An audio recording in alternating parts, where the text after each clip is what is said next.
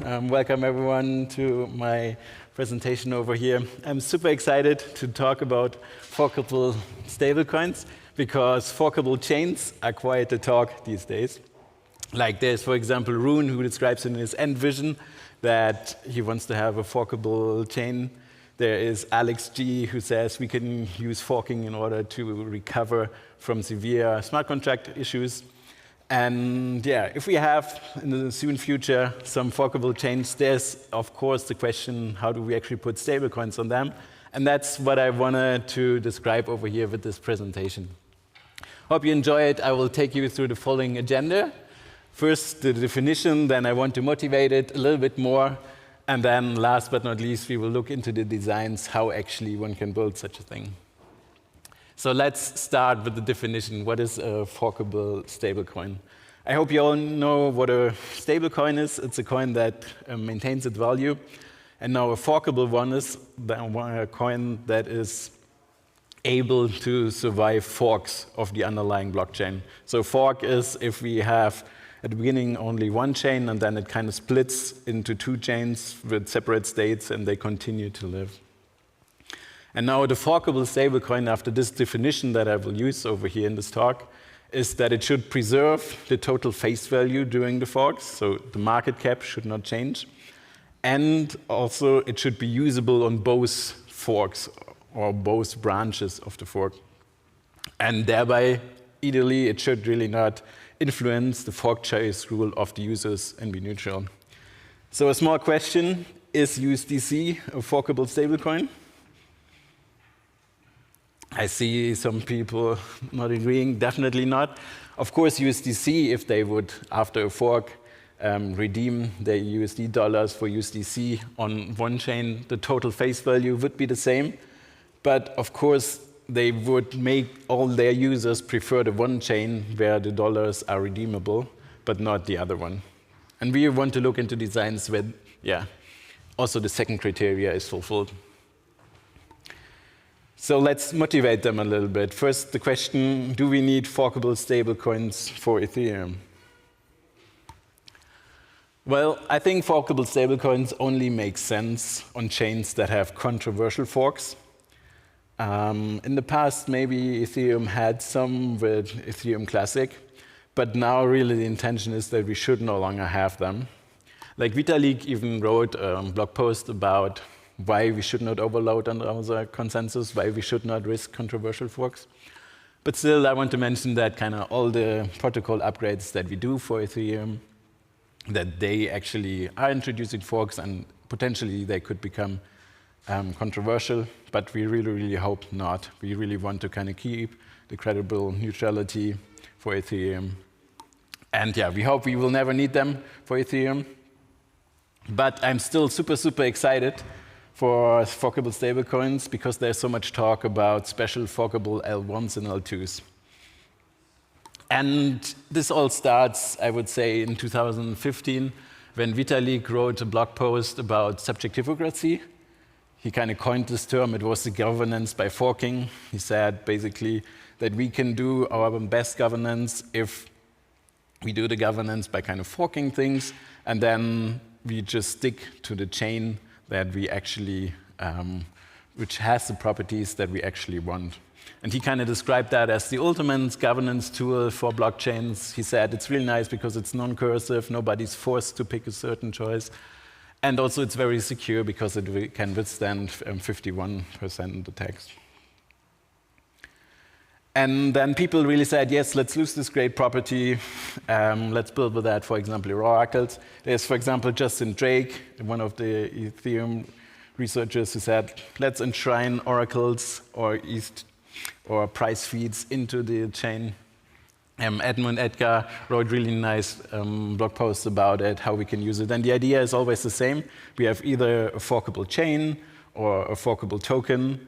And then if there are discrepancies about what should be the actual information, the real information that the oracle is delivering, and we simply split these things, and one of the branches would have the one worldview and the other branch would have the other worldview.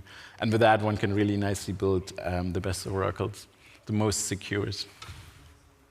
But then there's also this recent talk, for example, from Dune. He describes in his end vision that he wants to prevent governance attacks and technical failures with introducing a new chain. That's how he calls it. He writes there, the most important reason for why new chain is needed is that we need to allow the ecosystem to use hard forks to gracefully recover from the most severe forms of governance attacks and technical failures.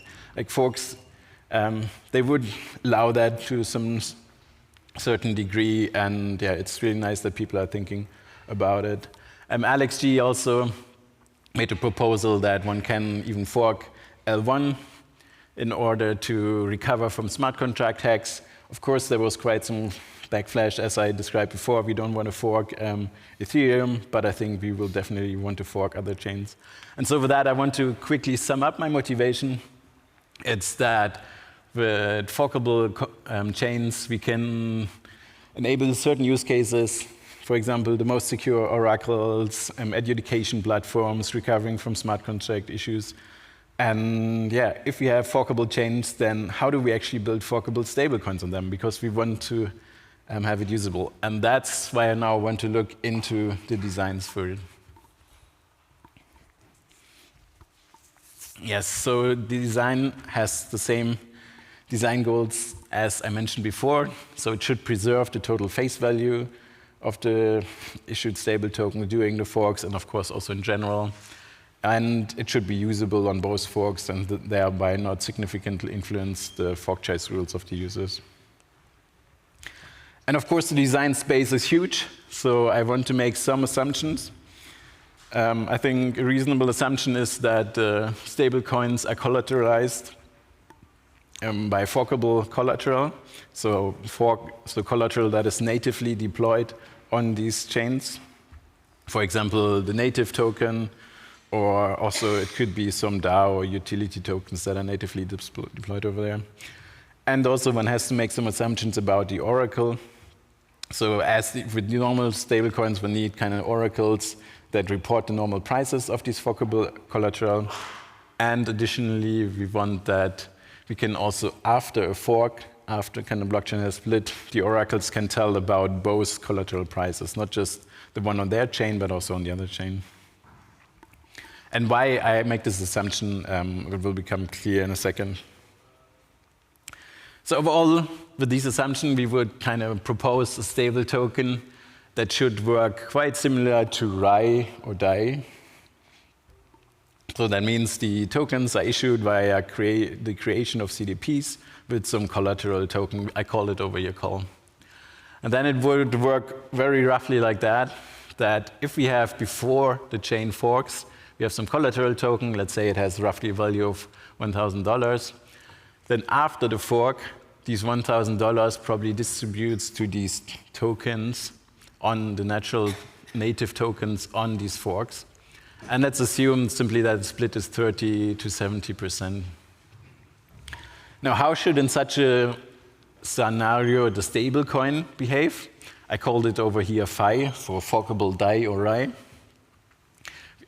Before the fork, actually, it would have exactly this stable value of $1. And then, according to the design I'm proposing over here, we would rebase these phi to 30 cents and 70 cents, kind of exactly with the ratio, so that the ratio over here is exactly the same ratio as over here.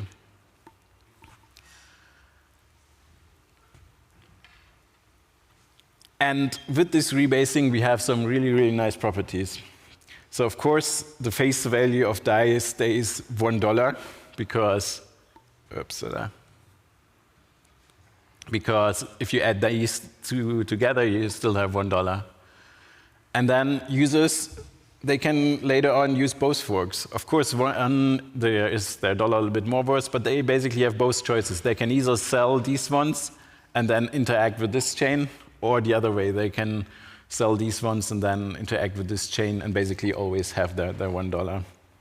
So it's really not pushing them particularly into one chain. I think that's really nice because then you don't have to use DC situation. And it has some even nicer properties. If we are assuming that during the fork, the value stays roughly the same, so basically the $1,000 only splits between these two chains. Then also the CDPs with which the stable tokens are created, they also then are still liquid, because basically on this chain, for example, everything is refactored by a factor of 0.3. So we have the stable token are less worse and the collateral. And so, yeah, it's still liquid, and the CDPs are well covered. I think that's a really nice property. And that, of course, holds for both. And it continues with these nice properties. Another really nice property is that if you put these stable tokens and the collateral tokens, if you have them in some AMM, then during the rebasing, basically the ratio of these prices, it does not change because they're rebased exactly to the same value, and then you do not even have much MEV in the AMM, no big repricing, because the price between these is actually the same. So yeah, these are all the nice properties. This is already the very basic design. And I just want to mention where I would think these kind of things are best deployed. And I think if one builds a forkable L2, then these price oracle assumptions one can basically get for free, because after a fork on the L2s, one can still port the native tokens to L1 and then trade them against over there. And then via the native bridges, one can simply see these prices and communicate them down, and then one has all the assumption of the oracle basically gotten for free, and one can build really nice decentralized oracles for that. And then also, if one would kind of build a hierarchical curve system with forking as the final appeal on these L2s, then one can cover a lot of use cases. For example, the oracle use case that was mentioned before, adjudication, and also the smart contract issue or hack recovery. And while this is actually one of the projects we are these days working on, we want to build a forkable L2. Right now, we're only a small team of Edmund, Edgar, Silke, and myself. But yeah, if you're interested in anything of that, kind of all the forking mechanisms, how one can secure things with that, or if you're interested in actually building a forkable stablecoin, please talk to us. We are super interested in this topic. And yeah, that's it already. Thanks a lot for listening. And yeah, if you have any questions, I'm more than happy to answer them.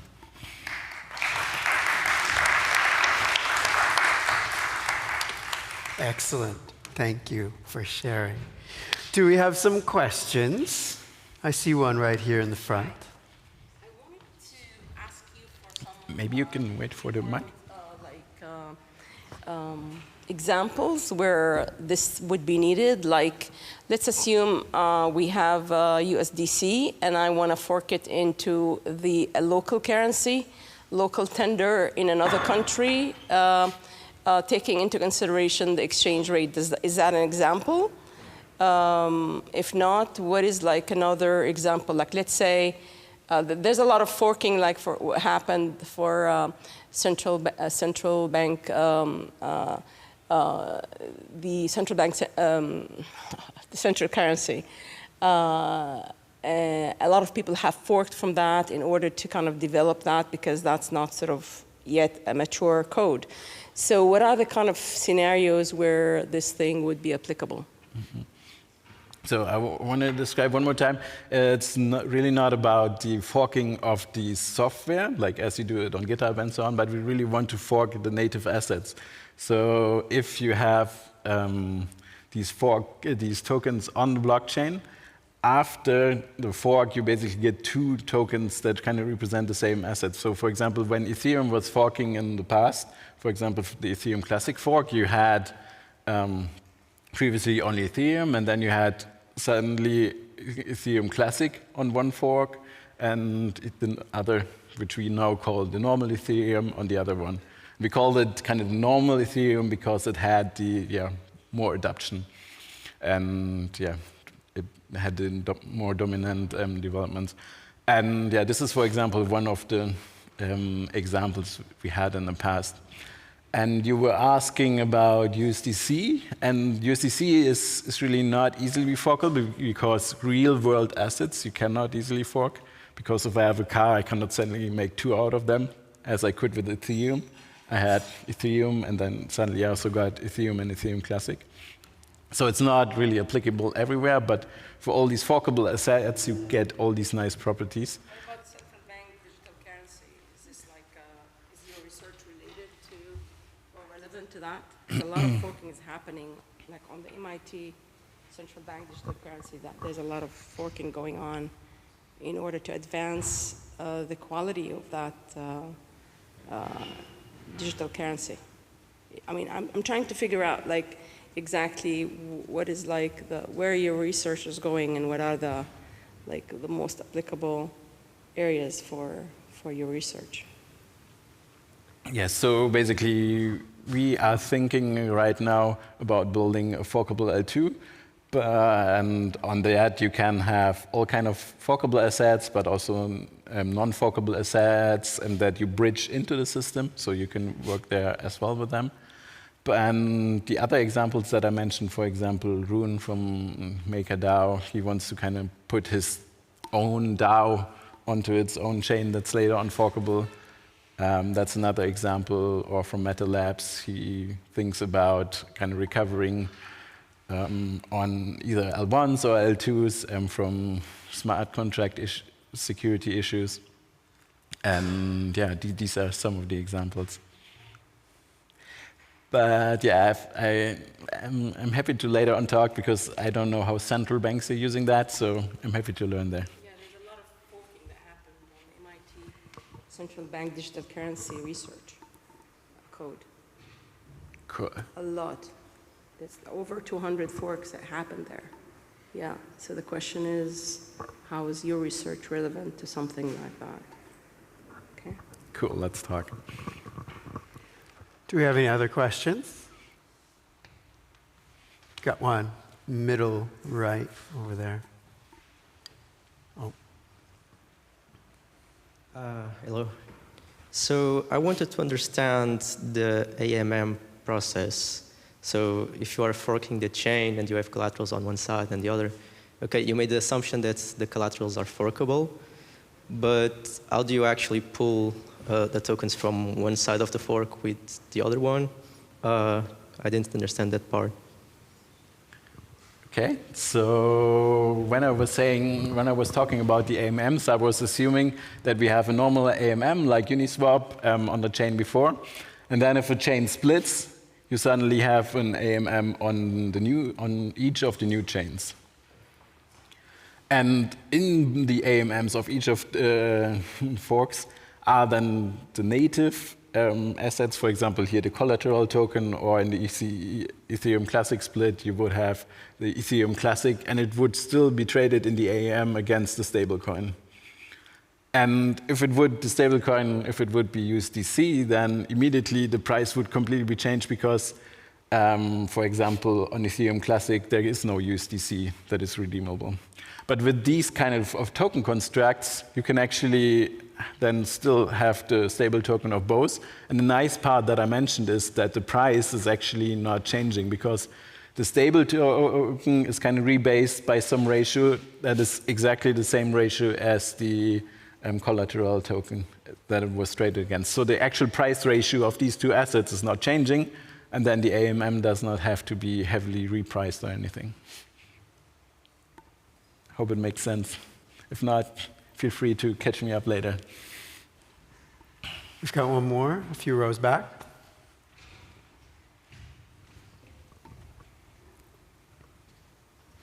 Perhaps more of a legal question regarding the treatment under the pending MiCA regulations regarding asset reference tokens and the significant designation that may be determined depending upon scale, as I understand it. Do you see that forking and potentially the multiplicity of asset reference tokens forking so as to go under the radar, so to speak, of significance? I'm wondering if you could speak to that. Sorry, you have to repeat one more time. The asset reference token Yes. treatment under the MiCA and sort of the significant designation as it scales, and potentially forking could allow for bifurcated or trifurcated or infinitely furcated iterations of the same originating asset reference token. Is that I have Hopefully to I'm say on track. I'm It's okay. not too familiar with the legal aspects It's a of it. non-technical, more legal. Yeah. Yes, unfortunately, I'm not too familiar to kind of answer that. I think right now it's also still everything in the, I would say, heavily researched idea, and people are kind of implementing it and thinking about implementing it. And yeah, but I see already you're talking already to Silke. She's probably the right person to talk to you about this aspect. Or you can also hand it over the microphone to her if you want, and she would probably be able to answer.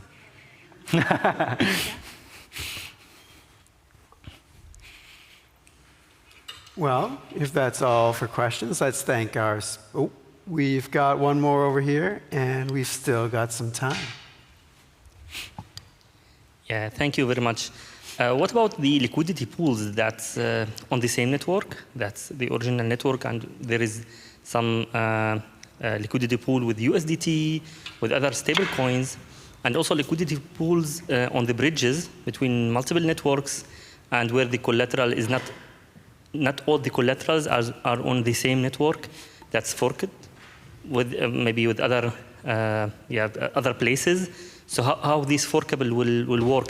Because people will just dump the token, replace it with USDT, for example, on the original chain after the fork, which is the original code, let's say, of the fork, and how this would work then.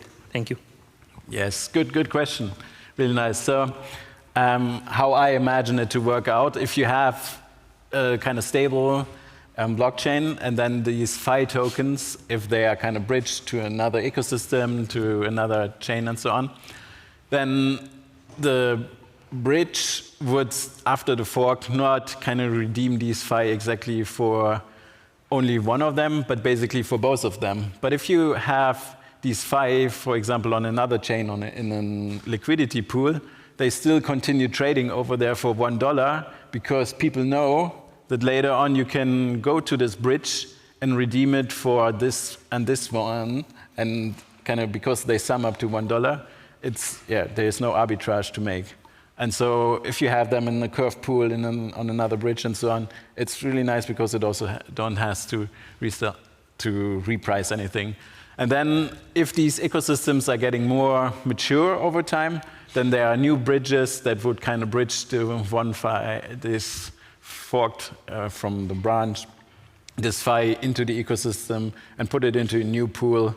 And then over there, of course, it would be traded at the discounted value.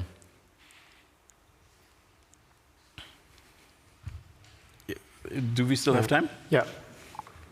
Yeah, thank you. And what's about the liquidity pools with USDT and USDC at the same original network? What happens with those? How should the token react? Thank you.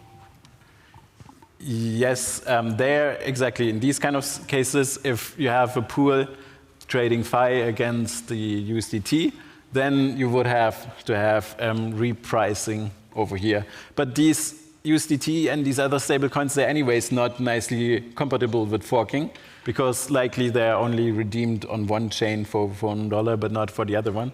So you would probably want to have them anyways. You don't want to put them at the beginning into the same AMM pool. If you want to do it, then probably want to do it bridged on another chain so that everything is well abstracted away. All right, that's it for questions here. I'm sure you can find the speaker around afterwards. Let's thank him again. Thank you all for the good questions.